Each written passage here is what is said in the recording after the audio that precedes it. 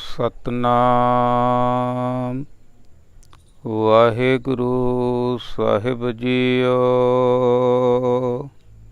एक ओंकार सतनाम करता पुरख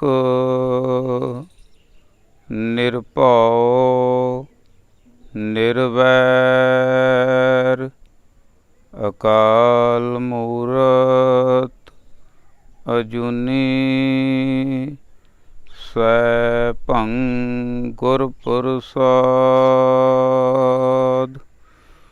परम सत्कारयोग गुरु रूप गुरु प्यारी साध संगत जीओ, आओ मनां दीआं खिंडियां होईयां बिरतियां नूं कागर करन दी करिए कोशिश, करिए रसना पवित्र ते बोलीए सारे। वाहिगुरु जी का खालसा वाहिगुरु जी की फतेह। गुरमुख प्यारिओ, अज 1 सितंबर 2021 का दिहाड़ा। अज धन धन श्री गुरु ग्रंथ साहिब जी का संपूर्णता दिवस भी है। धन धन श्री गुरु अर्जन देव सच्चे पातशाह जी ने भाई गुरदास जी के पासों जो पहली बीड़ लिखवाई, जिन्हों करतारपुर वाली बीड़ कहा जाता, 1604 विच उस बीड़ का प्रकाश होया ते पहले ग्रंथी भाई बुढ़ा सिंह जी, बाबा बुढ़ा सिंह जी सत्कारयोग, उन्होंने थापिया गया। उस तो बाद दूसरी बीड़ धन धन श्री गुरु गोबिंद सिंह सच्चे पातशाह जी ने कंठ तो उचारी 1705-6 दे विच भाई मनी सिंह लिखारी सन, बाबा दीप सिंह जी ने उतारे कीते। तीसरी बीड़ जिन्हों भाई बन्नो वाली बीड़ कह दिंने आ, इस नूं खारी बीड़ भी कहा गया। इनू सिख संगतां ने प्रवान नहीं किया। दमदमे वाली बीड़ नूं गुरगद्दी प्राप्त है। धन धन श्री गुरु ग्रंथ साहिब जी दे विच 31 राग हन अते 35 महापुरखां दी बाणी है, जिहदे विचों 6 गुरु, 15 भगत, 11 भट्ट ते 3 गुरमुख प्यारियां दी बाणी है। धन धन श्री गुरु अर्जन देव सच्चे पातशाह जी ने साडे उपर, लकाई उपर, समाज दे उपर बहुत बड़ा पर उपकार किया कि असीं घरे बैठे ही काम धंधा करते ही गुरु दे नाल जुड़ के, गुरबाणी नाल जुड़ के अपना जीवन सफल कर सकते हाँ। 10 गुरु सरीरक रूप दे विच होए ते हुण जुगो जुग अटल धन श्री गुरु ग्रंथ साहिब जी साडे सारियां दे गुरु हन। भाई नंद लाल जी ने गुरु गोबिंद सिंह सच्चे पातशाह जी नूं पुछया कि तुहाडे जाण तो बाद असीं की करांगे, किहदे नाल गल्लां करया करांगे, किहदे उपदेश सुनिया करांगे। तां गुरु गोबिंद सिंह सच्चे पातशाह जी ने भाई नंद लाल जी नूं समझाया कि 3 रूप मोहे के सुनो नंद चित लाए, निर्गुण सरगुण गुर शब्द कहूँ तोहे समझाए। इको परमात्मा का निर्गुण स्वरूप आ जिहड़ा दिखदा नहीं, दूजा सरगुण स्वरूप आ जिहड़ा दिखदा, तीजा वो परमात्मा दा शब्द है रूप। शब्द दे नाल जुड़ के वो परमात्मा नूं समझिया जा सकदा। संगतां ने भी पुछया, सवाल किया। महाराज सच्चे पातशाह जी ने कहा, दूसर रूप ग्रंथ जी जानो, आपन अंग मेरे कर मानो, मेरा रूप ग्रंथ जी जान, इसमें भेद न रंचक मान। जां समझाया, जो मम साथ चहे कर बात, ग्रंथ जी पढ़ें विचारें साथ। गुरु ग्रंथ साहब सच्चे पातशाह जी नूं पढ़ियो ते विचार करियो, भाई की पढ़ रहे हो, की समझाया जा रहा। जो मुझ बचन सुनन की चाहे, ग्रंथ विचार सुनो चित लाए। जो मेरे नाल गल्लां करना चाहुंदा है, गुरु पातशाह जी समझा रहे हैं, ते ग्रंथ दी विचार नूं सुनो, चित ला के सुनो, ध्यान दे नाल सुनो भाई। ਜਾਂ ਆਪਾਂ ਪੜ੍ਹਦੇ ਹਾਂ, ਆਗਿਆ ਭਈ ਅਕਾਲ ਕੀ ਤभी ਚਲਾਇਓ ਪੰਥ, ਸਭ ਸਿੱਖਨ ਕੋ ਹੁਕਮ ਹੈ ਗੁਰੂ ਮਾਨਿਓ ਗ੍ਰੰਥ। ਗੁਰੂ ਗ੍ਰੰਥ ਜੀ ਮਾਨਿਓ ਪ੍ਰਗਟ ਗੁਰਾਂ ਕੀ ਦੇਹ, ਜੋ ਪ੍ਰਭ ਕੋ ਮਿਲ ਬੋਚ ਹੈ ਖੋਜ ਸ਼ਬਦ ਮੈਲੇ। ਬਾਣੀ ਗੁਰੂ ਗੁਰੂ ਹੈ ਬਾਣੀ, ਵਿੱਚ ਬਾਣੀ ਅੰਮ੍ਰਿਤ ਸਾਰੇ, ਗੁਰਬਾਣੀ ਕਹੈ ਸੇਵਕ ਜਨ ਮਾਨੈ ਪ੍ਰਤੱਖ ਗੁਰੂ ਨਿਸਤਾਰੇ। ਪਰ ਲੋਕ ਜਾਣੈ ਇਹ ਗੀਤ ਹੈ, ਇਹ ਤੋਂ ਬ੍ਰਹਮ ਵਿਚਾਰ। ਜਨ ਨਾਨਕ ਬੋਲੇ ਬ੍ਰਹਮ ਵਿਚਾਰ, ਜੋ ਸੁਣੈ ਕਮਾਵੈ ਸੋ ਤਰੈ ਪਾਰ। ਜਾਂ ਆਪਾਂ ਕਹਿੰਦੇ ਆ ਅੰਮ੍ਰਿਤ ਬਾਣੀ ਹਰ ਹਰ ਤੇਰੀ, ਸੁਣ ਸੁਣ ਹੋਵੇ ਪਰਮ ਗਤ ਮੇਰੀ। ਜਾਂ ਅਖੀਰ ਦੇ ਵਿੱਚ ਸਾਰੀਆਂ ਗੱਲਾਂ ਦਾ ਨਿਚੋੜ ਕਿ ਪਿਓ ਦਾਦੇ ਕਾ ਖੋਲ ਡਿੱਠਾ ਖਜ਼ਾਨਾ, ਤਾਂ ਮੇਰਾ ਮਨ ਭਇਆ ਨਿਦਾਨਾ। ਰਤਨ ਲਾਲ ਜਾ ਕਾ ਕਛੂ ਨ ਮੋਲ, ਭਰੇ ਭੰਡਾਰ ਅਖੂਟ ਅਤੋਲ। ਖਾਵੋ ਖਰਚੋ ਰਲ ਮਿਲ ਭਾਈ, ਟੋਟ ਨਾ ਆਵੈ ਵਾਧੋ ਜਾਈ। ਕਹੋ ਨਾਨਕ ਜਿਸ ਮਸਤਕ ਲੇਖ ਲਿਖਾਏ, ਸੋ ਏਤ ਖਜ਼ਾਨੈ ਲਿਆ ਰਲਾਏ। ਜਿਹਦੇ ਮਸਤਕ ਦੇ ਵਿੱਚ ਲੇਖ ਚੰਗੇ ਹੋਣਗੇ ਉਹ ਇਸ ਖਜ਼ਾਨੇ ਦੇ ਨਾਲ ਆ ਕੇ ਰਲ ਜਾਵੇਗਾ, ਇਹ ਖਜ਼ਾਨੇ ਦੀ ਪ੍ਰਾਪਤੀ ਕਰ ਲਵੇਗਾ। ਗਿਆਨ ਧਿਆਨ ਨਾਮ ਉਸ ਬੰਦੇ ਨੂੰ ਪ੍ਰਾਪਤ ਹੋ ਜਾਵੇਗਾ ਜੋ ਗੁਰੂ ਗ੍ਰੰਥ ਸਾਹਿਬ ਸੱਚੇ ਪਾਤਸ਼ਾਹ ਜੀ ਦੀ ਗੁਰਬਾਣੀ ਦੀ ਵਿਚਾਰ ਨੂੰ ਧਿਆਨ ਨਾਲ ਪੜ੍ਹੇਗਾ, ਸੁਣੇਗਾ, ਸਮਝੇਗਾ, ਵਿਚਾਰੇਗਾ ਅਤੇ ਉਹਦੇ ਉੱਪਰ ਚੱਲੇਗਾ। ਸੋ ਗੁਰਮੁਖ ਪਿਆਰਿਓ, ਧੰਨ ਸ੍ਰੀ ਗੁਰੂ ਗ੍ਰੰਥ ਸਾਹਿਬ ਸੱਚੇ ਪਾਤਸ਼ਾਹ ਇੱਕ ਓਂਕਾਰ ਤੋਂ ਲੈ ਕੇ 18 ਦਸਵੀਸ ਤੱਕ ਸਾਨੂੰ ਜੀਵਨ ਜਿਉਣ ਦਾ ਢੰਗ ਤਰੀਕਾ ਉਪਦੇਸ਼ ਬਖਸ਼ਿਸ਼ ਕਰਦੇ ਹਨ। ਧੰਨ ਸ੍ਰੀ ਗੁਰੂ ਗ੍ਰੰਥ ਸਾਹਿਬ ਸੱਚੇ ਪਾਤਸ਼ਾਹ ਜੀ ਦੀ ਬਣਤਰ ਨੂੰ ਦੇਖੀਏ ਤਾਂ ਪਹਿਲਾਂ ਇੱਕ ਪਦੇ ਆਉਂਦੇ ਆ, ਫਿਰ ਦੋ ਪਦੇ, ਫਿਰ ਤਿਪਦੇ, ਚੌਪਦੇ, ਪੰਜ ਪਦੇ, ਫਿਰ ਸ਼ੰਤ, ਫਿਰ ਅਸ਼ਟਪਦੀਆਂ, ਲੰਬੀਆਂ ਲੰਬੀਆਂ ਬਾਣੀਆਂ ਆਉਂਦੀਆਂ ਜਾਂਦੀਆਂ। ਫਿਰ ਅਖੀਰ ਦੇ ਵਿੱਚ ਭਗਤਾਂ ਦੀ ਬਾਣੀ ਆਉਂਦੀ ਆ, ਅਤੇ ਭਗਤਾਂ ਦੀ ਬਾਣੀ ਤੋਂ ਪਹਿਲਾਂ ਲੰਬੀ ਬਾਣੀ ਜਿਹਨੂੰ 12 ਕਿਹਾ ਜਾਂਦਾ, 12 ਆਉਂਦੀਆਂ। ਧੰਨ ਸ੍ਰੀ ਗੁਰੂ ਗ੍ਰੰਥ ਸਾਹਿਬ ਸੱਚੇ ਪਾਤਸ਼ਾਹ ਜੀ ਦੇ ਵਿੱਚ ਕੁੱਲ 22 12 ਹਨ ਗੁਰਮੁਖ ਪਿਆਰਿਓ। ਅਤੇ 22 12 ਦੇ ਵਿੱਚੋਂ ਸਭ ਤੋਂ ਮਸ਼ਹੂਰ ਕਹਿ ਲਈਏ ਜਾਂ ਸਭ ਤੋਂ ਜ਼ਰੂਰੀ ਕਹਿ ਲਈਏ ਜਾਂ ਸਭ ਤੋਂ ਜ਼ਿਆਦਾ ਪੜ੍ਹੀ ਜਾਣ ਵਾਲੀ ਵਾਰ ਕਹਿ ਲਈਏ, ਉਹ ਹੈ ਆਸਾ ਦੀ ਵਾਰ। ਆਸਾ ਕੀ ਵਾਰ ਆ, ਕਹਿ ਦਿੰਦੇ ਆਪਾਂ ਆਸਾ ਦੀ ਵਾਰ, ਜੋ ਅੰਮ੍ਰਿਤ ਵੇਲੇ ਤਕਰੀਬਨ ਹਰ ਗੁਰਦੁਆਰਾ ਸਾਹਿਬਾਨ ਦੇ ਵਿੱਚ ਇਹਦਾ ਵਾਰ ਦਾ ਕੀਰਤਨ ਕੀਤਾ ਜਾਂਦਾ ਹੈ। ਇਹ 22 12 ਦੀ ਵਿਚਾਰ ਦੇ ਵਿੱਚੋਂ ਅੱਜ ਆਪਾਂ ਸ਼ੁਰੂ ਕਰ ਰਹੇ ਹਾਂ ਆਸਾ ਦੀ ਵਾਰ ਦੀ ਵਿਚਾਰ। ਗੁਰਮੁਖ ਪਿਆਰਿਓ, ਦੋ ਕੁ ਬੇਨਤੀਆਂ ਪਹਿਲਾਂ ਕਰਨੀਆਂ ਚਾਹੁੰਦਾ। ਗੁਰਬਾਣੀ ਇੱਕ ਸਮੁੰਦਰ ਦੀ ਨਿਆਈ ਹੈ ਅਤੇ ਮੱਤ ਇੱਕ ਬੂੰਦ ਕੁ ਜਿੰਨੀ ਹੈ। ਸਮੁੰਦਰ ਦੇ ਵਿੱਚੋਂ ਜਿੰਨੀ ਪਕੜ ਦੇ ਵਿੱਚ ਬੂੰਦ ਦੇ ਆ ਸਕਦੀ ਆ, ਉਨੀ ਗੱਲ ਹੀ ਕੀਤੀ ਜਾ ਸਕਦੀ ਹੈ। ਭਾਵ ਗੁਰੂ ਗ੍ਰੰਥ ਸਾਹਿਬ ਸੱਚੇ ਪਾਤਸ਼ਾਹ ਜੀ ਦੀ ਵਿਚਾਰ ਜਾਂ ਵਿਚਾਰਧਾਰਾ ਕਹਿ ਲਈਏ ਅਨਾਰ ਦੇ ਵਾਂਗੂ ਆ, ਚਾਰੇ ਪਾਸਿਆਂ ਨੂੰ ਫੈਲਦੀ ਹੈ। ਜਿੰਨੀ ਕੁ ਮੇਰੀ ਬੁੱਧੀ ਪਕੜ ਸਕੀ ਉਨੀ ਕੁ ਗੱਲ ਕਰ ਸਕਦੇ ਹਾਂ। ਭਾਵ ਕਹਿਣ ਦਾ ਅਰਥ ਹੋਰ ਤੋਂ ਹੋਰ ਅੱਗੇ ਦੀ ਅੱਗੇ ਨਵੇਂ ਨਿਕਲਦੇ ਆਉਂਦੇ ਆ। ਸਾਹਿਬ ਮੇਰਾ ਨੀਤ ਨਵਾਂ, ਨਿਤ ਨਵੇਂ ਅਰਥ ਸਮਝ ਆਉਂਦੇ ਆ। ਕੋਈ ਇਹ ਨਹੀਂ ਕਹਿ ਸਕਦਾ ਵੀ ਇੱਥੇ ਹੀ ਬਸ ਆ। ਸੋ ਕਹਿਣ ਤੋਂ ਭਾਵ ਮੈਂ ਤੁੱਛ ਬੁੱਧੀ ਮੁਤਾਬਕ ਆਪਣੀ ਗੱਲ ਕਰਨ ਦੀ ਕੋਸ਼ਿਸ਼ ਕਰੂੰਗਾ। ਆਓ ਮਨ ਬਿਰਤੀਆਂ ਬਿਲਕੁਲ ਇਕਾਗਰ ਕਰਕੇ ਸਰਵਣ ਕਰੀਏ ਜੀ। ਆਸਾ ਕੀ ਬਾਰ, ਇੱਕ ਓੰਕਾਰ ਸਤਨਾਮ ਕਰਤਾ ਪੁਰਖ ਨਿਰਭਉ ਨਿਰਵੈਰ ਅਕਾਲ ਮੂਰਤ ਅਜੂਨੀ ਸੈਭੰ ਗੁਰ ਪ੍ਰਸਾਦ। ਇਹ ਪਹਿਲਾ ਸਭ ਤੋਂ ਮੂਲ ਮੰਤਰ ਆ, ਜੋ ਸੰਪੂਰਨ ਮੂਲ ਮੰਤਰ ਸ੍ਰੀ ਗੁਰੂ ਗ੍ਰੰਥ ਸਾਹਿਬ ਜੀ ਦੇ ਵਿੱਚ 33 ਵਾਰ ਆਉਂਦਾ ਗੁਰਮੁਖ ਪਿਆਰਿਓ। ਸੋ ਇਸ ਵਾਰ ਦੇ ਉੱਪਰ ਸਤਿਗੁਰਾਂ ਨੇ ਬਖਸ਼ਿਸ਼ ਕੀਤੀ ਹੋਈ ਹੈ ਵੀ ਕਿਹੜੀ ਧੁਨੀ ਦੇ ਉੱਪਰ ਇਸ ਵਾਰ ਨੂੰ ਗਾਉਣਾ। ਉਹ ਹੈ ਟੁੰਡੇ ਅਸ ਰਾਜੇ ਕੀ ਧੁਨੀ। ਟੁੰਡਾ ਅਸ ਰਾਜਾ ਜੋ ਹੋਇਆ ਉਹ ਸਾਰੰਗ ਰਾਜੇ ਦਾ ਪੁੱਤਰ ਸੀ। बड़ा सूझवान आग्याकारी जिहड़ा राजा सी, अपने पिता की करोपी का शिकार होया। राणियां ने, राणी माँ ने जो नवीं विआह के लियांदी सी, उन्हें अस राजे के उपर इल्जाम ला दिता। सारंग राजे ने अपने पुत्र नूं देश निकाला दे दिता, कढ़ दिता, चलिया गया, किसी दूसरे देश में चलिया गया, अपने गुणां दे आसरे ते उस देश का राजा बन गया।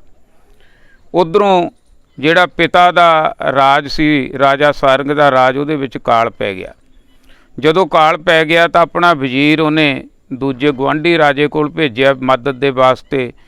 तो उस राजे दे कोल जदों अस राजे कोल गया, भाव के अपने पुत्र दे कोल ही वजीर भेजिया गुआढ़ी राजे दे कोलों मदद लैण दे वास्ते। उन्होंने पता नहीं सी सारंग नूं कि मेरा पुत्र ही राज गद्दी ते बैठा।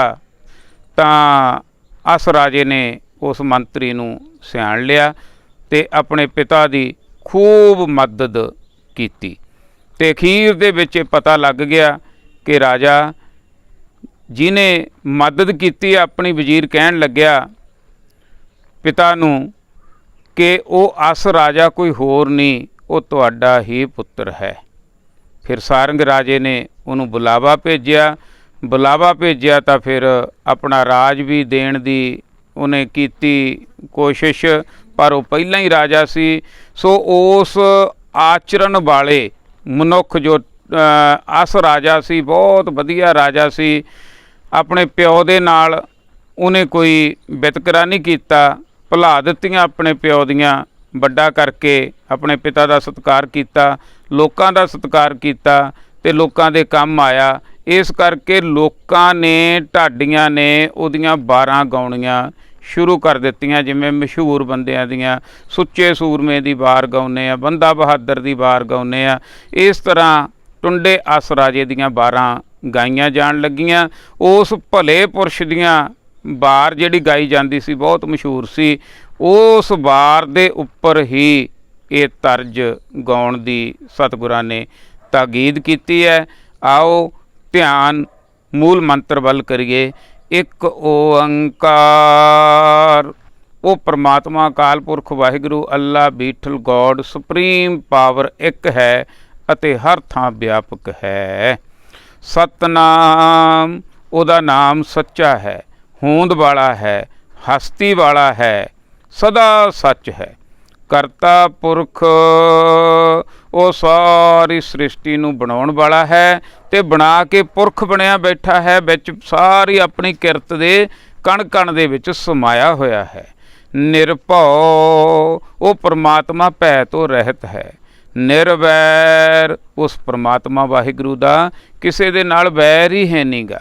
अकाल मूरत, उहदा स्वरूप, उहदी मूरत, उहदी हस्ती काल तो परे है, समय के प्रभाव दे विच नहीं। असी सारियां चीज़ां समय के प्रभाव दे विच आ। भावें मनुख आ, मनुख भी समय के अनुसार बुढ़ा होवेगा, एक दिन खत्म हो जाएगा। बाकी चीज़ां भी जो दिखदियां, भावें लोहा ही क्यों ना होवे, एक दिन खत्म हो जाएगा, जंग लग जाएगा। समय का असर हर चीज़ ते हुंदा, पर वो परमात्मा काल पुरख ते समय का असर नहीं हुंदा। वो काल मूर्त है, अजूनी, वो जूना दे विच नहीं आउंदा। सै भंग, उहदा प्रकाश अपने आप तो होया है। गुर प्रसाद, ऐसे परमात्मा काल पुरख वाहिगुरु दी हस्ती नूं जानण वास्ते सतगुरां दी किरपा दी लोड़ है, सतगुरां दे प्रसाद दी लोड़ है।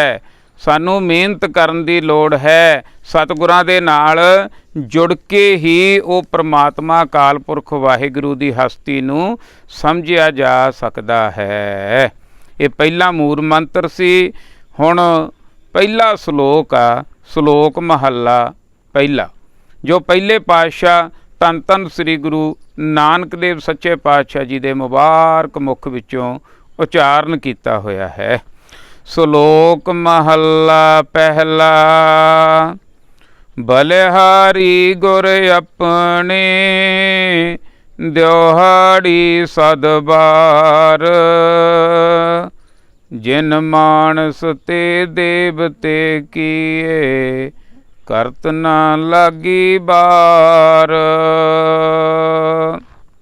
ਗੁਰਮੁਖ ਪਿਆਰਿਓ, ਇਹ 12 ਪਹਿਲਾਂ ਪੌੜੀਆਂ ਹੋਇਆ ਕਰਦੀਆਂ ਸਨ। ਕੱਲੀਆਂ ਪੌੜੀਆਂ ਨੂੰ ਹੀ ਬਾਰ ਕਿਹਾ ਜਾਂਦਾ ਹੈ।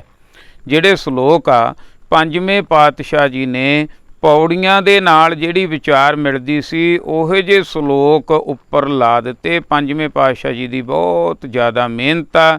ਜਿਵੇਂ ਹੁਣ ਬਾਰ ਮੰਨ ਲਓ ਦੂਜੇ ਜਾਂ ਤੀਜੇ ਪਾਤਸ਼ਾਹ ਦੀ ਲਿਖੀ ਹੋਈ ਹੈ, ਸ਼ਲੋਕ ਪਹਿਲੇ ਪਾਤਸ਼ਾਹ ਦੇ ਵੀ ਆ ਸਕਦੇ ਹਨ। ਪਹਿਲਾ ਸ਼ਲੋਕ ਪਹਿਲੇ ਪਾਤਸ਼ਾਹ ਦਾ ਹੀ ਹੈ। ਗੁਰੂ ਨਾਨਕ ਸੱਚੇ ਪਾਤਸ਼ਾਹ ਜੀ ਦਾ ਫਰਮਾਨ ਕੀਤਾ ਹੋਇਆ ਹੈ, ਬਲਿਹਾਰੀ ਗੁਰ ਆਪਣੇ। ਗੁਰ ਸਭ ਤੋਂ ਪਹਿਲਾਂ ਮਨੁੱਖ ਨੇ ਜੇ ਆਤਮਿਕ ਤਰੱਕੀ ਕਰਨੀ ਹੈ ਤਾਂ ਗੁਰੂ ਨਾਲ ਜੁੜਨਾ ਪਵੇਗਾ। ਗੁਰੂ ਕੀ ਹੈ? ਗੂ ਦਾ ਮਤਲਬ ਹੈ ਹਨੇਰਾ ਅਤੇ ਰੂਹ ਦਾ ਮਤਲਬ ਹੈ, ਅਰਥ ਹੈ ਚਾਨਣ। ਗੁਰੂ ਹਨੇਰੇ ਤੋਂ ਚਾਨਣ ਵੱਲ ਨੂੰ ਲੈ ਜਾਂਦਾ ਹੈ। ਸਾਡੇ ਮਨਾਂ ਦੇ ਵਿੱਚ ਬਹੁਤ ਚਿਰ ਦਾ ਹਨੇਰਾ ਪਸਰਿਆ ਪਿਆ। ਹਨੇਰੇ ਦਾ ਕਰਕੇ ਅਸੀਂ ਠੇਡੇ ਖਾਂਦੇ ਹਾਂ, ਠੋਕਰਾਂ ਖਾਂਦੇ ਹਾਂ, ਪਰ ਗੁਰਬਾਣੀ ਇਸ ਜਗ ਮਹਿ ਚਾਨਣ ਕਰਮ ਵਸੈ ਮਨ ਆਏ। ਗੁਰਬਾਣੀ ਪ੍ਰਕਾਸ਼ ਰੂਪ ਆ, ਚਾਨਣ ਰੂਪ ਆ। ਜਿਹੜਾ ਗੁਰੂ ਨਾਲ ਜੁੜ ਗਿਆ ਉਹਦੇ ਅੰਦਰ ਪ੍ਰਕਾਸ਼ ਹੋ ਜਾਵੇਗਾ ਭਾਈ, ਉਹਦੇ ਅੰਦਰ ਚਾਨਣ ਹੋ ਜਾਵੇਗਾ, ਉਹਨੂੰ ਅਕਲ ਮਤ ਗਿਆਨ ਆ ਜਾਵੇਗਾ, ਉਹਦੇ ਅੰਦਰ ਸਿਮਰਨ ਚੱਲ ਪਵੇਗਾ, ਉਹਨੂੰ ਬਹੁਤ ਚੀਜ਼ਾਂ ਦੀ ਅਕਲ ਮਤ ਸੋਝੀ ਆ ਜਾਵੇਗੀ। ਇਸ ਕਰਕੇ ਆਪਣੇ ਗੁਰੂ ਤੋਂ ਬਲਿਹਾਰ ਜਾਣਾ ਬਣਦਾ ਹੈ। ਬਲਿਹਾਰੀ ਗੁਰ ਆਪਣੇ, ਮੈਂ ਆਪਣੇ ਗੁਰੂ ਤੋਂ, ਗੁਰੂ ਗ੍ਰੰਥ ਸਾਹਿਬ ਸੱਚੇ ਪਾਤਸ਼ਾਹ ਜੀ ਤੋਂ ਬਲਿਹਾਰ ਜਾਂਦਾ ਹਾਂ, ਜਿਨ੍ਹਾਂ ਤੋਂ ਮੈਨੂੰ ਅਕਲ ਮਤ ਸੋਝੀ ਪ੍ਰਾਪਤ ਹੁੰਦੀ ਹੈ। ਕਿੰਨੇ ਵਾਰੀ ਬਲਿਹਾਰ ਜਾਣਾ ਭਾਈ? ਦਿਹਾੜੀ ਸਦਬਾਰ।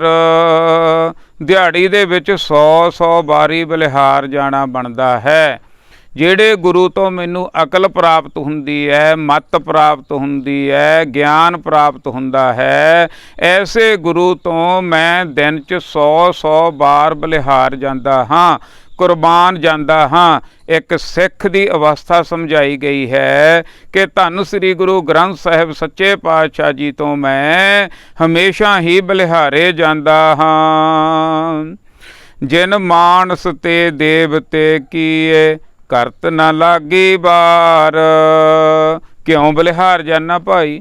ਕਾਰਨ ਕੀ ਹੈ ਭਾਈ? ਗੁਰੂ ਪਾਤਸ਼ਾਹ ਸੱਚੇ ਪਾਤਸ਼ਾਹ ਸਮਝਾ ਰਹੇ ਹਨ, ਗੁਰੂ ਨਾਨਕ ਸੱਚੇ ਪਾਤਸ਼ਾਹ ਜੀ, ਕਿ ਕਿਉਂ ਨਾ ਬਲਿਹਾਰ ਜਾਈਏ ਭਾਈ? ਜਿਨ ਮਾਨਸ ਤੇ ਦੇਵਤੇ ਕੀਏ, ਜਿਨ੍ਹਾਂ ਨੇ ਸਾਨੂੰ ਮਨੁੱਖਾਂ ਤੋਂ ਦੇਵਤੇ ਬਣਾ ਦਿੱਤਾ। ਅਕਲ ਵਾਲੇ ਦੇਵਤੇ ਦਾ ਅਰਥ ਹੁੰਦਾ ਦੈਵੀ ਗੁਣ ਪੈਦਾ ਹੋ ਜਾਣੇ, ਕੁਝ ਨਾ ਕੁਝ ਦੇਣਾ, ਕੁਝ ਨਾ ਕੁਝ ਭਲਾ ਕਰਨਾ, ਦੇਵਤਿਆਂ ਵਾਲੇ ਗੁਣ ਪੈਦਾ ਹੋ ਜਾਣੇ ਮਨੁੱਖ ਦੇ ਵਿੱਚ।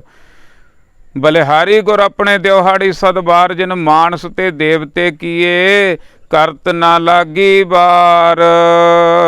ਤੇ ਦੇਵਤੇ ਬਣਾਉਣ ਲੱਗਿਆਂ ਦੇਰ ਵੀ ਨਹੀਂ ਲੱਗੀ। ਉਹ ਪ੍ਰਮਾਤਮਾ ਅਕਾਲ ਪੁਰਖ ਦੀ ਕਿਰਪਾ ਜਦੋਂ ਹੋਈ ਤਾਂ ਸਤਿਗੁਰਾਂ ਦੇ ਨਾਲ ਮਿਲਾਪ ਹੋਇਆ। ਜਦੋਂ ਸਤਿਗੁਰਾਂ ਦੇ ਨਾਲ ਮਿਲਾਪ ਹੋਇਆ, ਗੁਰਬਾਣੀ ਦੇ ਨਾਲ ਮਿਲਾਪ ਹੋਇਆ, ਗੁਰਬਾਣੀ ਦਾ ਗਿਆਨ ਆਉਣਾ ਸ਼ੁਰੂ ਹੋਇਆ, ਦੇਵੀ ਗੁਣ ਅੰਦਰ ਪੈਦਾ ਹੋਣੇ ਸ਼ੁਰੂ ਹੋ ਗਏ, ਤਾਂ ਬਹੁਤੀ ਦੇਰ ਵੀ ਨਹੀਂ ਲੱਗੀ। ਇਸ ਕਰਕੇ ਮਨੁੱਖ ਤੋਂ ਦੇਵਤਾ ਬਣਾ ਦਿੱਤਾ। ਇਸ ਕਰਕੇ ਮੈਂ ਹਜ਼ਾਰਾਂ ਵਾਰ, ਲੱਖਾਂ ਵਾਰ, ਬਾਰ ਮੈਂ ਆਪਣੇ ਗੁਰੂ ਤੋਂ ਕੁਰਬਾਨ ਜਾਂਦਾ ਹਾਂ। ਮਹੱਲਾ ਦੂਜਾ। ਦੂਜੇ ਪਾਤਸ਼ਾਹ ਜੀ ਦਾ ਸ਼ਲੋਕ ਹੈ, ਜੇ 100 ਚੰਦਾ ਉਗਵਹਿ ਸੂਰਜ ਚੜ੍ਹੈ ਹਜ਼ਾਰ। ਏਤੇ ਚਾਨਣ ਹੁੰਦਿਆਂ ਗੁਰ ਬਿਨ ਘੋਰ ਅੰਧਾਰ। ਜੇ 100 ਚੰਦਾ ਉਗਵੈ। ਗੁਰੂ ਪਾਤਸ਼ਾਹ ਜੀ ਸਮਝਾ ਰਹੇ ਹਨ, ਧੰਨ ਧੰਨ ਸ੍ਰੀ ਗੁਰੂ ਅੰਗਦ ਦੇਵ ਸੱਚੇ ਪਾਤਸ਼ਾਹ ਜੀ ਸਾਨੂੰ ਕਲਯੁਗੀ ਜੀਵਾਂ 'ਤੇ ਬਖਸ਼ਿਸ਼ ਕਰ ਰਹੇ ਹਨ ਕਿ ਬਾਹਰੋਂ ਭਾਈ ਜੋ ਮਰਜ਼ੀ ਹੋ ਜਾਵੇ, ਅੰਦਰ ਜੇ ਹਨੇਰਾ ਨਾ, ਬਾਹਰਲੇ ਚਾਨਣ ਦੇ ਨਾਲ ਅੰਦਰਲਾ ਹਨੇਰਾ ਨਹੀਂ ਖਤਮ ਹੁੰਦਾ। ਜੇ 100 ਚੰਦਾ ਉਗਵੈ ਹੈ, ਜੇ 100 ਚੰਦਰਮਾ ਵੀ ਚੜ੍ਹ ਜਾਵੇ, ਇੱਕ ਚੰਦ 'ਚ ਹੀ ਕਿੰਨਾ ਕੁਝ ਦਿਸਣ ਲੱਗ ਜਾਂਦਾ ਬਾਹਰੋਂ। ਤਾਂ ਜੇ 100 ਇਕੱਠਾ ਚੰਦਰਮਾ ਚੜ੍ਹ ਜਾਵੇ, ਸੂਰਜ ਚੜ੍ਹੈ ਹਜ਼ਾਰ, ਤੇ ਹਜ਼ਾਰਾਂ ਸੂਰਜ ਚੜ੍ਹ ਜਾਣ, ਕਿੰਨੇ ਸੌਆਂ ਦੇ ਰੂਪ ਦੇ ਵਿੱਚ ਸੌਆਂ ਦੇ ਹਿਸਾਬ ਨਾਲ ਚੰਦਰਮਾ ਚੜ੍ਹ ਜਾਣ ਤੇ ਹਜ਼ਾਰਾਂ ਦੇ ਹਿਸਾਬ ਨਾਲ ਸੂਰਜ ਚੜ੍ਹ ਜਾਣ, ਚਾਨਣ ਤਾਂ ਬਹੁਤ ਹੋ ਜਾਊਗਾ। ਬਾਹਰ ਕੀੜੀ ਤੁਰੀ ਜਾਂਦੀ ਦਿਸੂਗੀ, ਸੂਈ ਵੀ ਦਿਸੂਗੀ, ਪਰ ਅੰਦਰ ਹਨੇਰਾ ਬਣਿਆ ਰਹਿਣਾ। ਇੱਥੇ ਚਾਨਣ ਹੁੰਦਿਆਂ, ਇੰਨੇ ਚਾਨਣ ਹੁੰਦਿਆਂ ਸੁਣਦਿਆਂ ਵੀ ਗੁਰ ਬਿਨ ਘੋਰ ਅੰਧਾਰ। ਗੁਰੂ ਤੋਂ ਬਿਨਾਂ ਭਾਈ ਜਿੰਨਾ ਚਿਰ ਗੁਰੂ ਦੇ ਨਾਲ ਨਹੀਂ ਜੁੜਦੇ ਤਾਂ ਅੰਦਰ ਹਨੇਰਾ ਬਣਿਆ ਰਹਿੰਦਾ। ਅੰਦਰਲਾ ਹਨੇਰਾ ਖਤਮ ਨਹੀਂ ਹੋਣਾ। ਬਾਹਰਲੇ ਚਾਨਣ ਦੇ ਨਾਲ, ਬਾਹਰਲੇ ਕੰਮਾਂ ਦੇ ਨਾਲ ਅੰਦਰ ਚਾਨਣ ਨਹੀਂ ਹੋਣਾ। ਇਹ ਗੱਲ ਸਮਝ ਲਿਓ ਭਾਈ, ਬਾਹਰ ਜਿੰਨਾ ਮਰਜ਼ੀ ਚਾਨਣ ਹੋਵੇ, ਜੇ ਅੰਦਰ ਗਿਆਨ ਨਹੀਂ ਤਾਂ ਅੰਦਰ ਹਨੇਰਾ ਹੀ ਬਣਿਆ ਰਹਿੰਦਾ ਹੈ। ਮਹੱਲਾ ਪਹਿਲਾ। ਨਾਨਕ ਗੁਰੂ ਨਾ ਚੇਤਨੀ, ਮਨ ਆਪਣੇ ਸੋ ਚੇਤ। ਪਹਿਲੇ ਪਾਤਸ਼ਾਹ ਜੀ ਦਾ ਫੇਰ ਇਹ ਤੀਜਾ ਸ਼ਲੋਕ ਹੈ। ਨਾਨਕ ਗੁਰੂ ਨਾ ਚੇਤਨੀ, ਜਿਹੜੇ ਗੁਰੂ ਨੂੰ ਯਾਦ ਨਹੀਂ ਕਰਦੇ। ਹੁਣ ਇੱਕ ਤਾਂ ਗੁਰੂ ਦੇ ਨਾਲ ਜੁੜਦੇ ਆ, ਗੁਰਬਾਣੀ ਨਾਲ ਜੁੜਦੇ ਆ, ਉਹ ਤਾਂ ਦੇਵਤੇ ਬਣ ਜਾਂਦੇ ਆ। ਇੱਕ ਗੁਰੂ ਦੇ ਨਾਲ ਜੁੜਦੇ ਹੀ ਨਹੀਂ, ਬਾਹਰਲੇ ਕੰਮ ਹੀ ਕਰਦੇ ਫਿਰਦੇ ਆ। ਨਾਨਕ ਗੁਰੂ ਨਾ ਚੇਤਨੀ, ਮਨ ਆਪਣੇ ਸੁਚੇਤ। ਤੇ ਆਪਣੇ ਮਨ ਦੇ ਵਿੱਚ ਕਹਿੰਦੇ ਆ ਅਸੀਂ ਸਿਆਣੇ ਆ, ਬਹੁਤ ਸਿਆਣੇ ਆ, ਪਰ ਗੁਰੂ ਦੇ ਨਾਲ ਜੁੜੇ ਨਹੀਂ, ਗੁਰਬਾਣੀ ਨਾਲ ਜੁੜੇ ਨਹੀਂ। ਛੁੱਟੇ ਤਿਲ ਬੁਆੜ ਜਿਉ, ਸੁਣਿਐ ਅੰਦਰ ਖੇਤ। ਇਹ ਸਿਆਣੇ ਤੇ ਹੁਸ਼ਿਆਰ ਆਦਮੀ ਜਿਹੜੇ ਗੁਰੂ ਦੇ ਨਾਲ ਨਹੀਂ ਜੁੜੇ, ਆਪਣੀ ਮੱਤ ਨੂੰ ਅੱਗੇ ਕੀਤਾ ਹੋਇਆ ਜਿਨ੍ਹਾਂ ਨੇ। ਗੁਰ ਕੀ ਮੱਤ ਤੂੰ ਲੈ ਆਨੇ, ਭਗਤ ਬਿਨਾ ਬਹੁਤ ਡੁੱਬੇ ਸਿਆਣੇ। ਬੜੇ ਸਿਆਣੇ ਡੁੱਬਦੇ ਦੇਖੇ ਆ। ਮਹਾਰਾਜ ਸਮਝਾ ਰਹੇ ਹਨ, ਸਤਿਗੁਰੂ ਸੱਚੇ ਪਾਤਸ਼ਾਹ ਬਖਸ਼ਿਸ਼ ਕਰ ਰਹੇ ਹਨ ਕਿ ਇਸ ਤਰ੍ਹਾਂ ਹੁੰਦੀ ਆ ਭਾਈ, ਜਿਹੜੇ ਗੁਰੂ ਨਾਲ ਨਹੀਂ ਜੁੜਦੇ। ਜਾਂ ਜਦੋਂ ਜੇ ਮੈਂ ਗੁਰੂ ਨਾਲ ਨਾ ਜੁੜਾਂਗਾ ਫਿਰ ਕੀ ਹੋਏਗੀ ਮੇਰੇ ਤੇ, ਕਿਉਂਕਿ ਮੈਨੂੰ ਸਮਝਾਇਆ ਜਾ ਰਿਹਾ। ਦੋ ਗੱਲਾਂ ਨੂੰ ਧਿਆਨ ਦੇ ਵਿੱਚ ਰੱਖਣਾ ਗੁਰਮੁਖ ਪਿਆਰਿਓ, ਤਾਂ ਗੁਰਬਾਣੀ ਦੀ ਸਮਝ ਆਵੇਗੀ। ਇੱਕ ਤਾਂ ਕਿ ਮੈਨੂੰ ਹਾਜ਼ਰ ਨਾਜ਼ਰ ਹੋ ਕੇ ਉਪਦੇਸ਼ ਦਿੱਤਾ ਜਾ ਰਿਹਾ, ਮੈਨੂੰ ਸਮਝਾਇਆ ਜਾ ਰਿਹਾ। ਦੂਜਾ ਉਹ ਅਕਾਲ ਪੁਰਖ ਪਰਮਾਤਮਾ ਬੰਦਾ ਨਹੀਂ। ਇਹ ਦੋ ਗੱਲਾਂ ਸਮਝ ਕੇ ਚੱਲਿਓ, ਫਿਰ ਗੁਰਬਾਣੀ ਚੰਗੀ ਤਰ੍ਹਾਂ ਸਮਝ ਦੇ ਵਿੱਚ ਆਵੇਗੀ। ਨਾਨਕ ਗੁਰੂ ਨਾ ਚੇਤਨੀ, ਮਨ ਆਪਣੇ ਸੁਚੇਤ। ਗੁਰੂ ਨੂੰ ਚੇਤੇ ਨਹੀਂ ਕਰਦੇ, ਗੁਰੂ ਨਾਲ ਜੁੜਦੇ ਨਹੀਂ, ਗੁਰੂ ਦਾ ਗਿਆਨ ਲਿਆ ਨਹੀਂ ਤੇ ਆਪਣੇ ਮਨ 'ਚੋਂ ਸੁਚੇਤ ਹੋਇਆ, ਹੁਸ਼ਿਆਰ ਬਣੇ ਆ। ਇਹ ਤਾਂ ਉਸ ਤਰ੍ਹਾਂ ਹੋਇਆ ਭਾਈ, ਛੁੱਟੇ ਤਿਲ ਬੁਆੜ ਜਿਉ ਸੁਣਿਐ ਅੰਦਰ ਖੇਤ। ਜਿਵੇਂ ਤਿਲ ਬੀਜੇ ਕਿਸੇ ਜ਼ਿਮੀਂਦਾਰ ਨੇ, ਉਹਨੇ ਜਿਹੜੇ ਤਿਲ ਵਧੀਆ ਸੀਗੇ ਉਹ ਤਾਂ ਭਾਈ ਲੈ ਆਂਦੇ, ਆਪਣੇ ਘਰ ਦੇ ਵਿੱਚ ਸਾਂਭ ਲਿਆ। ਜਿਹੜੇ ਤਿਲ ਕਾਲੇ ਹੋ ਗਏ ਸੀ, ਅੰਦਰੋਂ ਕੰਮ ਦੇ ਨਹੀਂ ਸੀ, ਉਹ ਖੇਤ ਦੇ ਵਿੱਚ ਹੀ ਜ਼ਿਮੀਂਦਾਰ ਛੱਡਿਆ ਆ। ਤੇ ਜਿਹੜੇ ਤਾਂ ਸਾਂਭ ਲਏ ਉਹਨਾਂ ਦੀ ਤਾਂ ਕਦਰ ਪੈ ਗਈ, ਤੇ ਜਿਹੜੇ ਖੇਤ 'ਚ ਉਹਦੇ ਭਾਈ 100 ਨਾ ਅੱਗੇ ਸਮਝਾਉਣਗੇ ਸਤਿਗੁਰੂ ਸੱਚੇ ਪਾਤਸ਼ਾਹ, ਉਹਦੇ 100 ਖਸਮ ਬਣ ਗਏ। ਜਿਹੜਾ ਵੀ ਆਵੇ ਸੋਟੀ ਮਾਰੇ, ਜਿਹੜਾ ਵੀ ਆਵੇ ਉਹਨੂੰ ਤੋੜ ਦੇਵੇ, ਜਿਹੜਾ ਕੋਈ ਪਸ਼ੂ ਆਵੇ, ਕੋਈ ਬੰਦਾ ਆਵੇ। ਉਸ ਤਰ੍ਹਾਂ ਸਾਡੀ ਹਾਲਤ ਆ ਭਾਈ। ਚੰਗੇ ਤੈਲਾ, ਚੰਗੇ ਬੰਦੇ ਆ, ਪਰਮਾਤਮਾ ਦੀ ਦਰਗਾਹ ਦੇ ਵਿੱਚ ਸਵਾਰੇ ਜਾਂਦੇ ਆ, ਤੇ ਜਿਹੜੇ ਗੁਰੂ ਤੋਂ ਟੁੱਟੇ ਆ ਉਹ ਤਿਲਾਂ ਵਾਂਗੂ ਰਹਿ ਜਾਂਦੇ ਹਨ। ਛੁੱਟੇ ਤਿਲ ਬੁਆੜ ਜਿਉ ਸੁਣਿਐ ਅੰਦਰ ਖੇਤ। ਖੇਤ ਦੇ ਵਿੱਚ ਸੁੰਨੇ ਪਏ ਆ, ਟਾਵੇਂ ਖੜੇ ਆ, ਉਹਨਾਂ ਨੂੰ ਮਾਲਕ ਜ਼ਿਮੀਂਦਾਰ ਲੈ ਕੇ ਹੀ ਨਹੀਂ ਗਿਆ।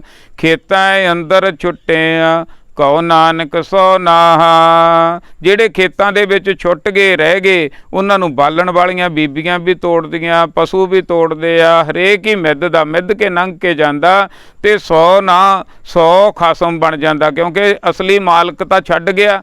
ਅਸਲੀ ਜ਼ਿਮੀਂਦਾਰ ਜਿਹਨੇ ਤਿਲ ਬੀਜੇ ਸੀ ਉਹ ਤਾਂ ਛੱਡ ਗਿਆ, ਜਾਂ ਉਹਨੂੰ ਤਿਲਾਂ ਨੇ ਛੱਡ ਦਿੱਤਾ, ਤੇ ਹੁਣ ਉਹਦੇ 100 ਖਸਮ ਬਣ ਗਏ। ਇਹਦੇ ਨਾਲ ਸਾਡੇ ਨਾਲ ਵੀ ਆਈ ਹੁੰਦੀ ਹੈ। ਜੇ ਅਸੀਂ ਆਪਣੇ ਖਸਮ ਨੂੰ, ਗੁਰੂ ਗ੍ਰੰਥ ਸਾਹਿਬ ਸੱਚੇ ਪਾਤਸ਼ਾਹ ਜੀ ਨੂੰ ਛੱਡ ਜਾਵਾਂਗੇ ਤਾਂ ਸਾਡੇ 100 ਖਸਮ ਬਣ ਜਾਣਗੇ ਟੁੱਟਿਆਂ ਹੋਇਆਂ ਦੇ ਭਾਈ।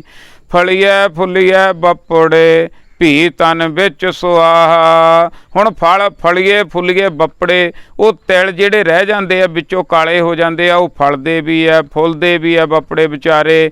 ਭੀ ਤਨ ਵਿੱਚ ਸੁਆਹ, ਪਰ ਅੰਦਰ ਸੁਆਹ ਰਹਿੰਦੀ ਆ, ਅੰਦਰੋਂ ਕਾਲੇ ਹੋ ਜਾਂਦੇ ਆ। ਇਸੇ ਤਰ੍ਹਾਂ ਉਹਨਾਂ ਦੀ ਕਦਰ ਨਹੀਂ ਪੈਂਦੀ। ਜਿਹੜੇ ਤਾਂ ਚੰਗੇ ਤਿਲ ਹੁੰਦੇ ਆ ਉਹਨਾਂ ਦੀ ਕਦਰ ਪੈ ਜਾਂਦੀ ਹੈ, ਜਿਹੜੇ ਤਿਲ ਚੰਗੇ ਨਹੀਂ ਹੁੰਦੇ ਉਹ ਸੁਆਹ ਹੁੰਦੇ ਆ, ਵਿੱਚੋਂ ਕੰਮ ਦੇ ਨਹੀਂ ਹੁੰਦੇ, ਉਹ ਖੇਤ 'ਚ ਹੀ ਰਹਿ ਜਾਂਦੇ ਆ, ਠੇਡੇ ਖਾਂਦੇ ਆ, ਧੱਕੇ ਖਾਂਦੇ ਆ। ਇਹ ਸਾਡੇ 'ਤੇ ਕਿਵੇਂ ਢੁੱਕਦੀ ਆ? ਜੇ ਤਾਂ ਅਸੀਂ ਗੁਣਾਂ ਵਾਲੇ ਬਣ ਗਏ, ਜੇ ਤਾਂ ਚੰਗੇ ਇਨਸਾਨ ਬਣ ਗਏ ਤਾਂ ਪਰਮਾਤਮਾ ਦੀ ਕਚਹਿਰੀ ਵਿੱਚ ਹੋ ਜਾਵਾਂਗੇ ਹਾਜ਼ਰ। ਪੰਚ ਪ੍ਰਵਾਨ ਪੰਚ ਪ੍ਰਧਾਨ ਪੰਚੇ ਪਾਵੈ ਦਰਗਹਿ ਮਾਨ। ਨਹੀਂ ਤਾਂ ਭਾਈ ਉਹ ਜਿਹੜਾ ਗੁਰੂ ਦੇ ਨਾਲ ਜੇ ਨਾ ਜੁੜਾਂਗੇ ਫਿਰ ਉਹ ਤਿਲਾਂ ਦੇ ਵਾਂਗੂ ਆ, 100 ਖਸਮ ਬਣ ਜੂਗਾ ਅਤੇ ਐਂ ਧੱਕੇ ਖਾਂਦੇ ਫਿਰਾਂਗੇ ਅਤੇ ਆਪਣਾ 84 ਦਾ ਗੇਟ ਦੁਆਰੇ ਫੇਰ ਪਿਆ, ਆਪਣਾ ਜੀਵਨ ਦੀ ਬਾਜੀ ਹਾਰ ਕੇ ਜਾਵਾਂਗੇ। ਫਲਦੇ ਫੁੱਲਦੇ ਵੀ ਆ, ਉਹ ਸੋਹਣੇ ਦੇਖਣ ਨੂੰ ਵੀ ਲੱਗਦੇ ਆ, ਐਂ ਨਹੀਂ ਮਰੇ ਜੇ ਹੁੰਦੇ, ਬਹੁਤ ਫੁੱਲੇ ਫੁੱਲੇ ਹੁੰਦੇ ਆ। ਜਿਹੜੇ ਗੁਰੂ ਤੋਂ ਟੁੱਟੇ ਹੁੰਦੇ ਆ ਉਹ ਵੀ ਫਲਦੇ ਆ, ਫੁੱਲਦੇ ਆ, ਬਹੁਤ ਸਿਆਣੇ ਵੀ ਬਹੁਤ ਬਣਦੇ ਆ, ਦੁਨੀਆ ਦੇ ਕਾਮਯਾਬ ਵੀ ਦੁਨੀਆ ਉਹਨਾਂ ਨੂੰ ਕਹਿੰਦੀ ਆ। ਭੀ ਤਨ ਵਿੱਚ ਸੁਆਹ, ਪਰ ਅੰਦਰ ਸੁਆਹ ਹੀ ਹੁੰਦੀ ਹੈ।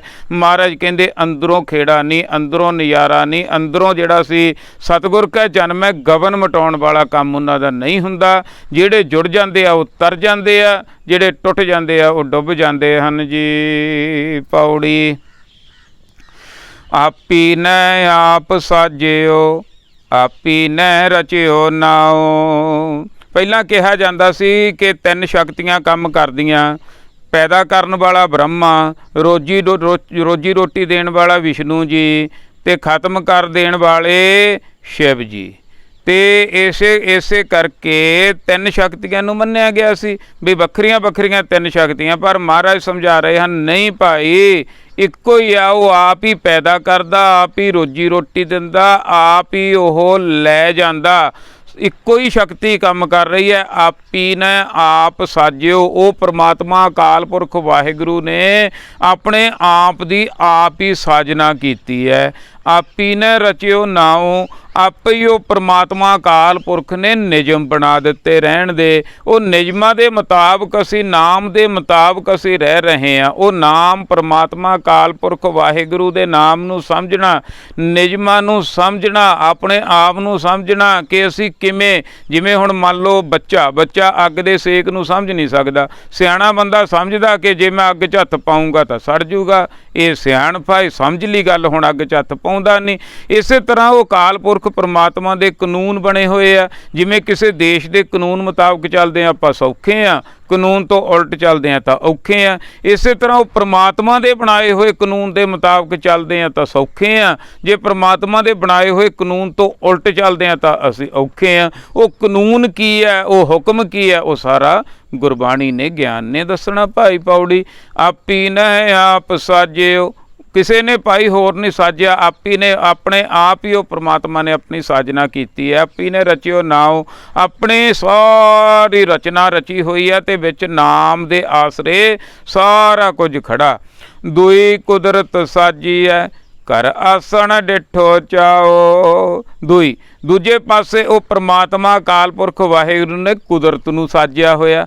ਇਹ ਦਿਸ ਰਹੀ ਹੈ ਕੁਦਰਤ, ਜਿਹੜੇ ਨਿਯਮਾਂ ਨਾਲ ਸਾਜੀ ਆ ਉਹ ਨਹੀਂ ਦਿਸ ਰਹੇ, ਉਹ ਸਰਗੁਣ ਸਰੂਪ ਆ। ਅਤੇ ਕੁਦਰਤ ਆ ਜਿਹੜੀ ਦਿਖ ਰਹੀ ਆ ਉਹ ਜਿਹੜਾ ਹੈ ਸਰਗੁਣ ਸਰੂਪ ਆ ਵਾਹਿਗੁਰੂ, ਅਤੇ ਜੋ ਨਹੀਂ ਦਿਖਣ ਵਾਲੇ ਆ ਉਹ ਨਿਰਗੁਣ ਸਰੂਪ ਆ। ਉਹ ਨਿਰਗੁਣ ਸਰੂਪ ਨੇ ਕੁਦਰਤ ਨੂੰ ਸਾਜਿਆ, ਆਪਣੇ ਆਪ ਨੂੰ ਦਿਖਦਾ ਕਰ ਦਿੱਤਾ। ਦੂਈ ਕੁਦਰਤ ਸਾਜੀ ਹੈ, ਕਰ ਆਸਣ ਡਿਠੋ ਚਾਓ। ਅਤੇ ਉਹ ਪ੍ਰਮਾਤਮਾ ਅਕਾਲ ਪੁਰਖ ਵਾਹਿਗੁਰੂ ਆਪਣੀ ਬਣਾਈ ਹੋਈ ਪ੍ਰਕਿਰਤੀ ਨੂੰ ਬੜੇ ਚਾਓ ਨਾਲ, ਬੜੇ ਸ਼ੌਕ ਨਾਲ, ਬੜੇ ਆਨੰਦ ਖੇੜੇ ਨਾਲ ਦੇਖ ਵੀ ਰਿਹਾ ਹੈ। ਉਹ ਪ੍ਰਮਾਤਮਾ ਦੀ ਨਿਗਾਹ ਦੇ ਵਿੱਚ ਵੀ ਸਾਰਾ ਕੁਝ ਹੈ, ਪ੍ਰਮਾਤਮਾ ਦੀ ਨਜ਼ਰ ਤੋਂ ਬਾਹਰ ਨਹੀਂ ਕੁਝ ਵੀ ਹੋ ਸਕਦਾ ਜੀ।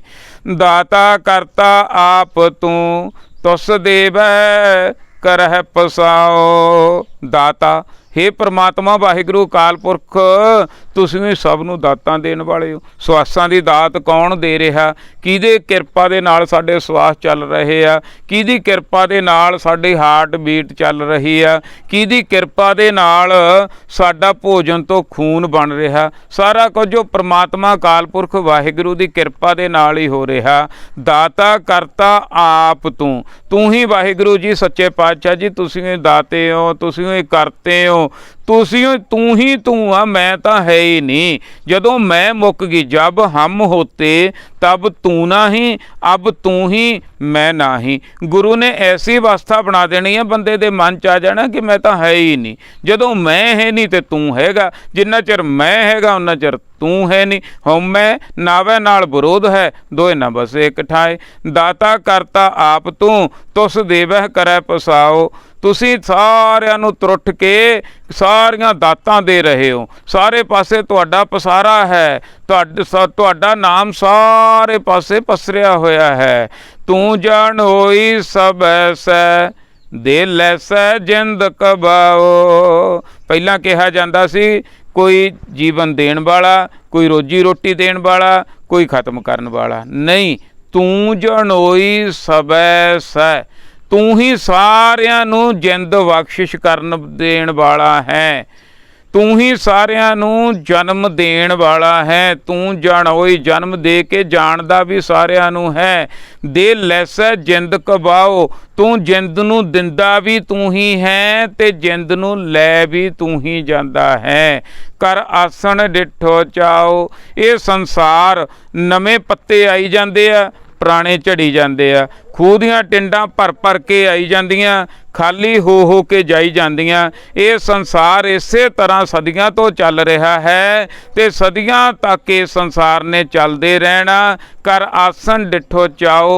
हे परमात्मा, हे काल पुरख, हे वाहिगुरु जी, तुसीं अपने ये चलते हुए संसार नूं बड़े ही चाओ दे नाल देख रहे हो।